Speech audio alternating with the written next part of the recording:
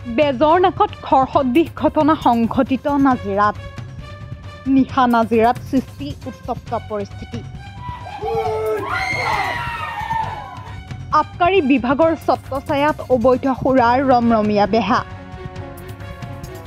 শিৱসাগৰ আবকাৰী বিভাগৰ ছত্ৰছায়াত অবৈধ সুৰাৰ ৰমৰমীয়া বেহা, যাৰ পৰিপ্ৰেক্ষিতত গৌৰীসাগৰ থানাৰ অন্তৰ্গত ১ নং চিন্তামণিগড়ত নিশা এক উত্তপ্ত পৰিস্থিতিৰ সৃষ্টি হয়।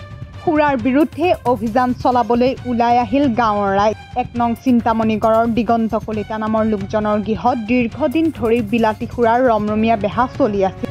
ইয়াৰ ফলত যুৱ প্ৰজন্ম ধ্বংস হোৱাই নহয়, পৰিৱেশ বিনষ্ট হৈও আছিল। অৱশেষত ক্ষোভিত ৰাইজে ওলাই আহি ৰমেশ কলিতাৰ বাসগৃহ ঘেৰাও কৰি ভিতৰত প্ৰৱেশ কৰি বিলাতী সুৰাৰ বটল ভাঙি লণ্ডভণ্ড কৰে। ঘটনাস্থলীত গৌৰীসাগৰ আৰক্ষী আৰু গাঁওৰক্ষী বাহিনী উপস্থিত হোৱাতহে পৰিস্থিতি নিয়ন্ত্ৰণলৈ আহে। উল্লেখ্য যে ৰমেশ কলিতাই দীৰ্ঘদিন ধৰি নিজৰ গৃহতেই সুৰাৰ ৰমৰমীয়া ব্যৱসায় চলাই অহাৰ ফলত পৰিৱেশ বিনষ্ট হৈ আছিল বুলিও গুৰুতৰ অভিযোগ উত্থাপিত হৈছে। প্ৰায় ৬০,০০০ টকা সুৰাৰ বটল ভাঙি ৰাইজে লণ্ডভণ্ড কৰিছে। পৰিৱেশ দেখা পাই আমি গোটেই গাঁৱৰ ৰাইজ আৰু VDB সকলো লগ লাগি আমি মদৰ ঘাটি ইয়াত আমাৰ শিৱসাগৰ ডিষ্ট্ৰিক্টত দুটাই আছিলে, সেই দুটা উচ্ছেদ কৰিছো আজি। হয়, মই গৌৰীসাগৰ থানাৰ অন্তৰ্গত ১ নং চিন্তামণি গাঁওৰক্ষী বাহিনীৰ মই সম্পাদক হয়। আমাৰ গাঁৱত দুজন ব্যক্তিয়ে আজি দীৰ্ঘদিন ধৰি মদৰ ব্যৱসায় কৰি আহিছে। দিগন্ত কলিতা ওৰফে ৰমেশ কলিতা।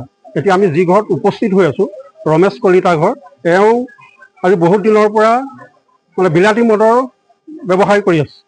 সৰু সৰু ল'ৰাবোৰক স্কুটিক লৈ গৈ ছাপ্লাই দিয়েগৈ, ঘৰে ঘৰে দিয়েগৈ বা ৰাস্তাই পদূলিয়ে তিনিআলিয়ে চাৰিআলিয়ে দিয়েগৈ। আৰু এওঁ গাঞ্জা মানে মাজুলীৰ পৰা ভাং আনি ইয়াত বিক্ৰী কৰি আছে।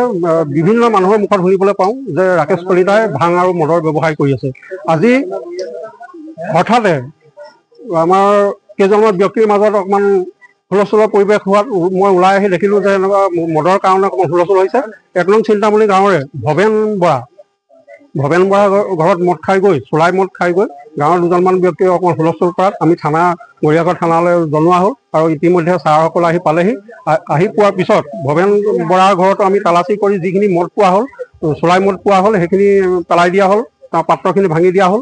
আৰু আহি ৰমেশ কলিতাৰ ঘৰত, ৰাকেশ কলিতাৰ ঘৰত আমি তালাচী কৰি মদ মানে ৫০,০০০ৰো অধিক টকাৰ মানে বিলাতী মদ আমি পাইছোঁ। আৰু সেইখিনি তেওঁ চোতালতে ভাঙি আমি ৰাইজৰ সন্মুখত ভাঙি গোটেইখিনি পেলাই নষ্ট কৰি দিয়া হৈছে। এই আজি আছিলে চিন্তামণিগড়ৰ মদ ব্যৱসায় এটা বহুদিনীয়া আমাৰ ৰাইজৰ হুলস্থুল হৈ থকা এটা কাম আজি সুচাৰুৰূপে আমি সম্পন্ন হৈছে বুলি ভাবিছোঁ। এতিয়া আমাৰ গৌৰীসাগৰ থানাৰ বিষয়াসকল উপস্থিত থকা অৱস্থাত আমাৰ গাঁৱৰ ৰাইজ, গাঁওৰক্ষী বাহিনী সমূহ ৰাইজৰ সন্মুখত তেওঁৰ ঘৰত আমি তলা ভঙা হৈছে আৰু ভাঙি সোমাই যিখিনি বস্তু পোৱা হ'ল, মাদক দ্ৰব্য পোৱা হ'ল, সেইখিনি আমি নষ্ট কৰা হ'ল। আৰু শেষত তেওঁৰ ঘৰত আমি তলা লগোৱাৰ ব্যৱস্থা কৰিছোঁ। আমি নিজে এটা তলা আনি লগাইছোঁ আৰু সেই তলাটো ছাৰে গৌৰীসাগৰ থানাৰ ছাৰে কৈছে যে গাঁওৰক্ষী বাহিনী তথা মোৰ গুৰিত থাকিব আৰু মই তলা মাৰিছোঁ, ৰাইজৰ সন্মুখত মই তলা মাৰিছোঁ আৰু চাবিটো মোৰ গুৰিত থাকিব। আৰু তেওঁ যেতিয়া আহিব তেতিয়া চাবিটো মই ছাৰৰ হাতত দি দিম, মই গাঁওৰক্ষী বাহিনী দি দিম। নিউজ ডেস্ক ৰিপৰ্ট, এনি টক।